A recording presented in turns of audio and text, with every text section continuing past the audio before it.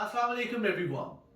अगर आप जिंदगी में कामयाब होना चाहते हैं तो आपको फर्क समझना होगा। आपको फर्क समझना होगा एक नाकाम आदमी की जिंदगी और एक कामयाब आदमी की जिंदगी का फर्क। आपको फर्क समझना होगा लाचारी और मुफलिसी में गुजरने वाली जिंदगी और आसाइशों से भरपूर जिंदगी का फर्क। आपको फर्क समझना होगा अच्छी और बुरी गैदरिंग्स का फर्क। आपको फर्क समझना होगा जॉब और बिजनेस के स्कूल ऑफ थॉट का फर्क। आपको फर्क समझना होगा एक महीना 5 लाख कमाने का और एक महीना 25,000 में गुजारा करने का फर्क। आपको फर्क समझना होगा पैसा आने से पहले की रिश्तेदारी और पैसा आने के बाद की रिश्तेदारी का फर्क।